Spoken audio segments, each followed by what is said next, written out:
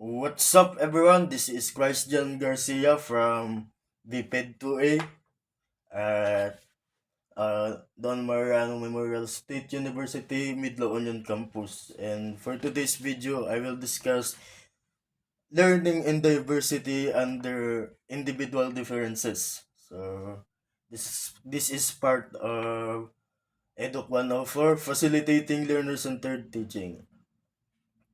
So, learning and diversity is very crucial uh, in educational setting.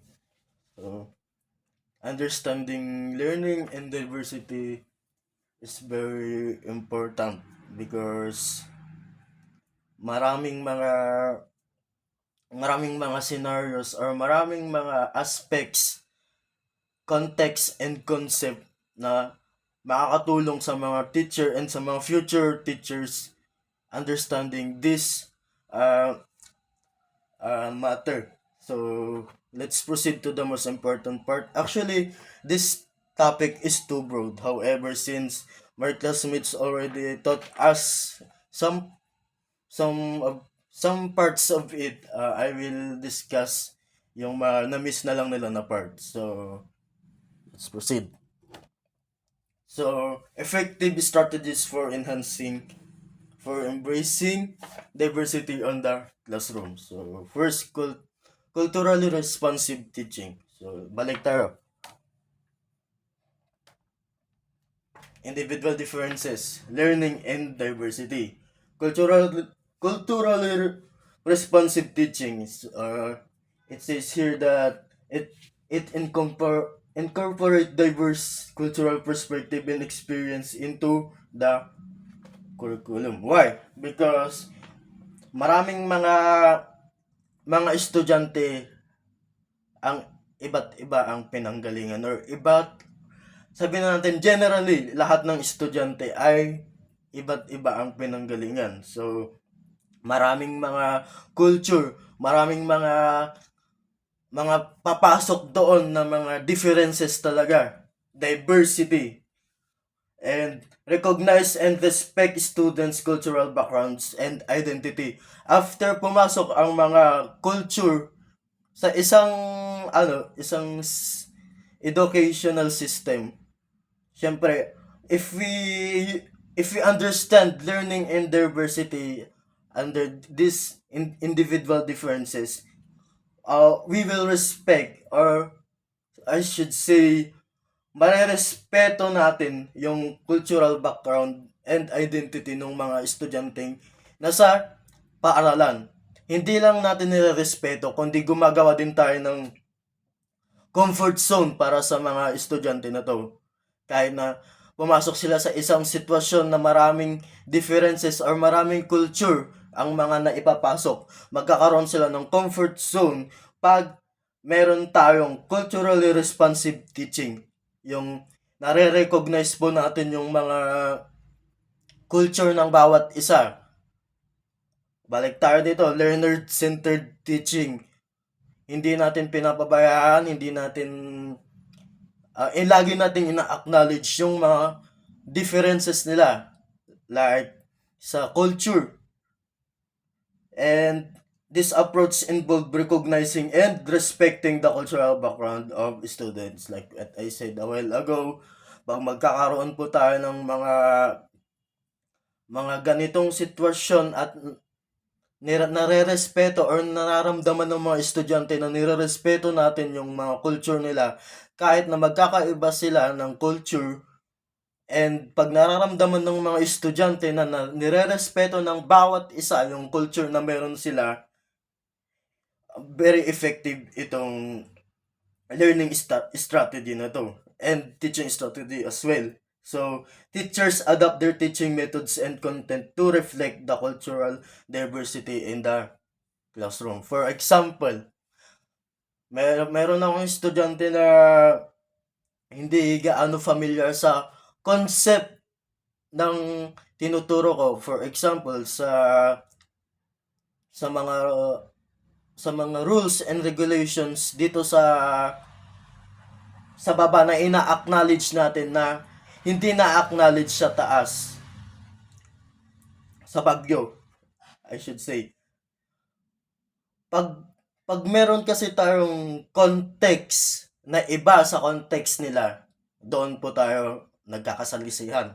Maraming problema doon, maraming mga problemang naidudulot yun. And hindi lang problema sa estudyante, kundi problema din sa teacher. Kaya yung teaching methods natin dapat, if there is a context na medyo iba sa context na alam ng estudyante, let's apply the conceptual. Sabihin natin kung ano yung meaning, specific meaning ng alam nating context na yon, and alamin natin kung ano yung pagkakaalam ng estudyante sa context na yon, para kung magkaroon man ng differences sa concept natin at sa concept ng bata, makakahanap tayo ng pagkakaparehas. Culturally responsive teaching. Always remember, respect begets respect. Kailangan magpakita lagi tayo ng respeto sa mga estudyante. I-acknowledge natin lahat ng mga concept nila about sa isang topic o isang bagay, para magkaroon po tayo ng effective teaching approach sa mga bata po natin, sa mga estudyante po natin. So, culturally responsive teaching, it foster a sense of belonging among students and help makes learning more relevant and engaging. Learner-centered teaching, the interaction between the students and the interaction of the students to the teacher. Kailangan lagi tayong gagawa ng mga teaching strategy na na-acknowledge lahat ng estudyante kahit na magkakaiba sila. Kailangan magkaroon tayo, tulad niya ng sabi ni Sir ninyo, dapat marunong tayong mag-experiment, marunong tayong gumawa ng mga strategy na kung saan yung mga mahihirap gawin is napapadali natin. Especially, iba't iba ang culture ng bata. At in modern days ngayon, marami ng mga culture na nagbabago at napapalitan. Kaya magiging effective ang pagtuturo natin if tayong mga teacher mismo is nagkakaroon tayo ng interaction sa mga estudyante natin to acknowledge the differences, the different culture that they have, and let's make let's make a circle wherein everything can be put in there. So next, differentiated instruction.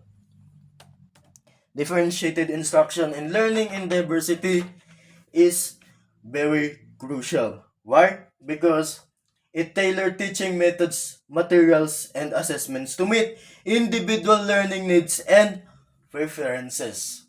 Sige, connect natin yung differentiated instruction sa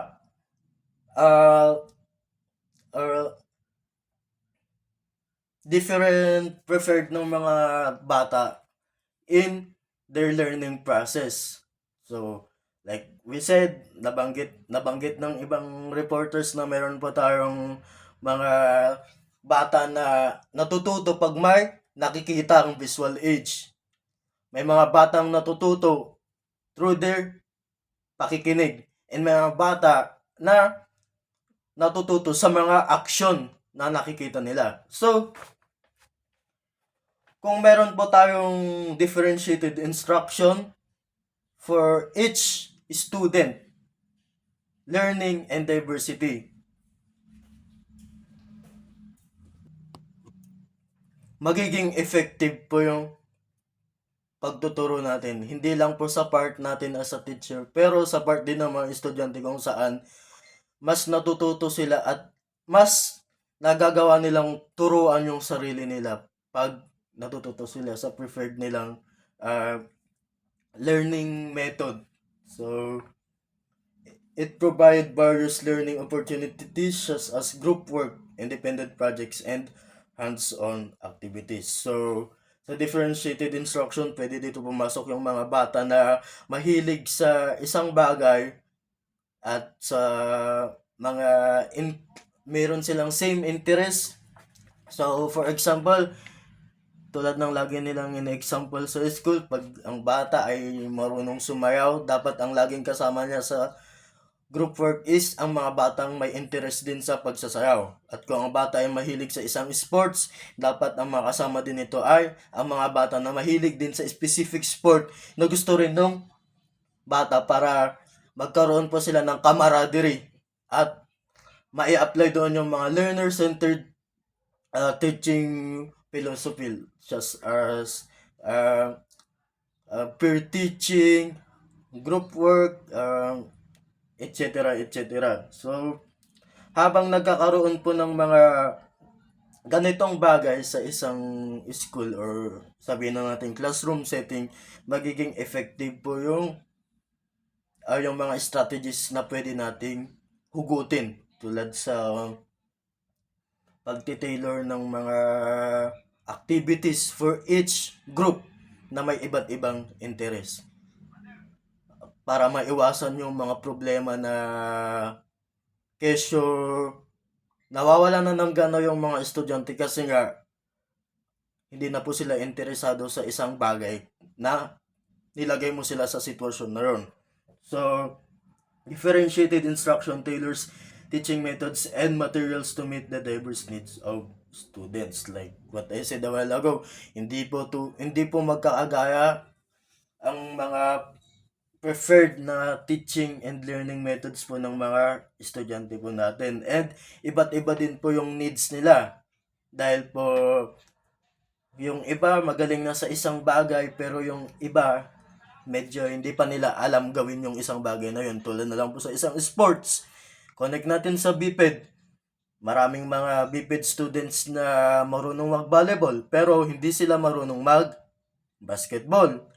Meron din yung mga ibang estudyante na marunong nang mag-basketball pero hindi pa rin marunong mag-badminton. Ganon. So, para ma-meet natin yung needs ng bawat isa, gumawa po tayo ng teaching strategies na tutulong sa bawat isa. Like, sa peer teaching po, kung sino po yung magaling sa basketball, siya po yung magiging, kumbaga, leader sa isang task para po may apply natin yung learner-centered teaching po. Yung philosophy po natin. So, pag magkakaroon po ng peer teaching, syempre magiging interactive po yung mga bata. Magiging aktibo po sila at maririnig po yung side ng bawat isa sa kanila. Kung ano yung di nila alam, kung ano yung kailangan pang improve na pwedeng itulong ng isang estudyante sa mga estudyante na kasama niya. Pwede po natin yan may apply sa differentiated instruction. So, teachers assess students' abilities and learning style and adjust their teaching to accommodate these differences. Kaya nga, may mga teacher po tayo na hindi hindi hindi very technical kung magturo sa atin like sir ninyo. Hindi siya yung very hard sa mga vocabulary niya. Kung ano yung mga alam niyang vocabulary natin na maiintindihan natin agad, yun yung mga ginagamit niya. Hindi siya gumagamit ng mga malalalim na salita para maiwasan yung hindi pagkakaintindihan. And meron din yung part na sa dahil dami ng mga topics, ang ginagawa na lang po is parang sinasummarize na lang po yung mga konektado na topic or lessons.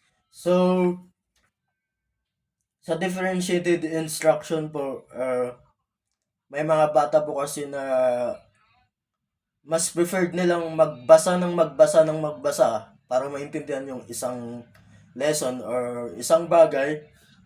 Pero meron din naman po mga estudyante na pag marami silang binabasa, hindi na nila naiintindihan kung ano yung binabasa nila. Kaya we need to assess students' abilities sa mga learning style po na ginagamit po natin. So, kung pwede po, siguro, kung kaya po natin i-summarize yung mga topics, yan po yung gawin natin. Kasi, very limited ang school hours natin. Kaya need po talaga natin mag-adjust para sa mga estudyante mo po natin. Kasi, may mga estudyante po talaga na kailangan kailangan sila yung intindihin natin, hindi yung mga estudyante yung intindi sa teacher natin. Gets?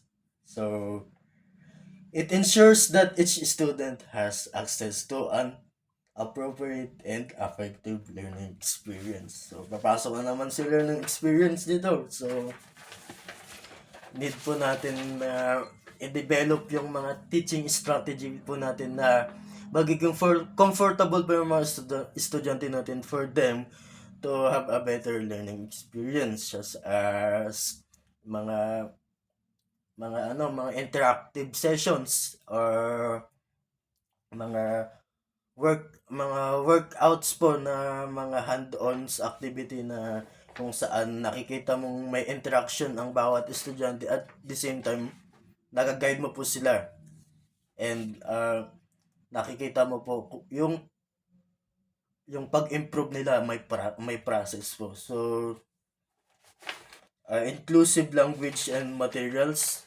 nabanggit ko na rin po kanina na yung vocabulary po ng mga teacher is dapat hindi siya very sobrang lalim kung ibabanggit po yung mga salita sa lessons po natin or sa discussions po natin. Dapat i-adjust po natin na kung ano yung maintindihan ng mga bata is doon po tayo mag-depende. Pero since sabi nga po nila, we should always think out of the box. Look forward po tayo sa mga improvements. So, if we want to expand the vocabulary of our students, siguro po maging maingat na lang po tayo since sabi ko nga po may mga context po na iba po yung concept sa mga estudyante. So, inclusive language and ability stereotypes in both verbal and written communication. Yung yung mga vocabulary po na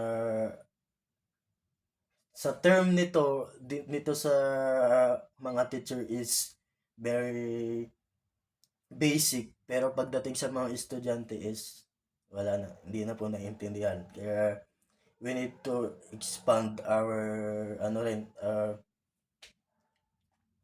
adjustment po sa inclusive language and materials for our students. So, select teaching materials and resources that reflect diverse perspective and experience. So, kung kung ang mga estudyante po natin ay mas preferred na mag-aral sa discussion or like discussion,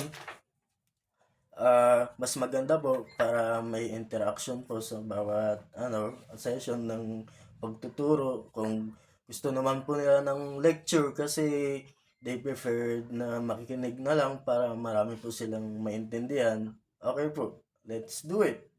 Tayo po ang gagawa ng paraan para lahat ng mga teaching strategy natin ay mai-compact sa isang uh, sa isang sabi na natin isang baonan. And inclusive language respect and reflects the diversity of students in the classroom. Totoo to kasi may mga estudyante na hindi marunong mag-Ilocano, di ba po? And sa bagay po sa atin naman po, most of our prof na po is English na po kung magturo, Tagalog na. Pero some, dahil nga po Tagalog Union po tayo, hindi po natin maiwasan mag-Ilocano minsan. Pero, as a part of, as sa student part po, siguro need din nila mag-adjust for that matter. Pero since we're dealing with facilitating learner-centered teaching, siguro po we need to address na kung ano yung mga naiintindihan po nating language or ano lingua is dapat po aware po tayo sa isa't isa para magkaroon po tayo ng stable, stagnant, or let's say nag improve na learning and teaching experiences. So, learning materials such as textbook resources should be also be inclusive, representing various perspective and background. So, dito na po papasok yung mga context na mga naiiba sa concept ng estudyante since iba't ibang lugar nga po ang pinagalingan ng mga estudyante. So, meron po silang different culture and understanding sa mga bagay-bagay na tinuturo po natin sa school. So, we need to be observant. We need we need to be uh, we need to put our shoes to their shoes para po magkaroon po tayo ng straight connections. So, sa next, promote equity. So, na-discuss na rin po to. Siguro sabihin ko na lang po yung ibang yung ibang context po. So, address disparities in access to resources and support for students with diverse backgrounds and abilities. So, tulad nga po nung sabi ko na may mga bata na iba yung yung concept nila sa context natin dito sa baba. So,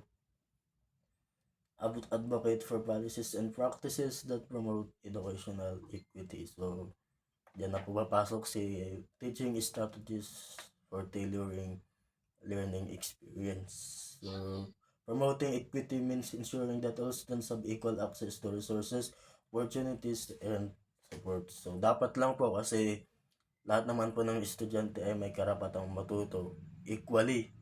Kahit na iba't iba yung way para matuto sila or iba't iba yung prefer nila na learning methods, same pa rin naman po silang nag-aaral. So, we need to promote equity talaga. So, it involves addressing disparities in education based on race, ethnicity, socioeconomic status, disabilities, and other factors. We are dealing with learning and diversity. So, we need we need to connect the learning in the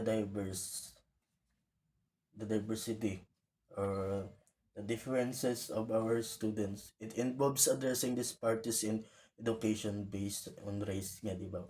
Ethnicity, socioeconomic status, disabilities, and other factors. One school that I think nagpapakita nito is ang Dimsubok kasi inclusive school siya and makikita mo talagang pasok na pasok yung pagtanggap ng mga estudyante. Equity. Uh, Equity focused policies and practices aim to level the playing field and provide every student with fair chance to succeed. So, conclusion, learning and diversity in the classroom are intertwined aspects of modern education. Recognizing and celebrating diversity not only enriches the educational experience but also equips students with essential skills for interconnected world. So, actually, magpo-focus po sana ako sa modern education since it is very ang ganda po na i-discuss pag learning and diversity po yung topic niyo. Pero since itong mga nakaraan is nag-focus po tayo sa mga technology, sa modern education, 20th century education, uh, parang medyo na po, parang parang sobra na po yung yung aral namin doon. So, nag-focus na lang po ako sa kung ano yung talagang set up po sa isang school or classroom pagdating sa inclusivity, sa learning and diversity. So, that's all. Maraming maraming salamat po.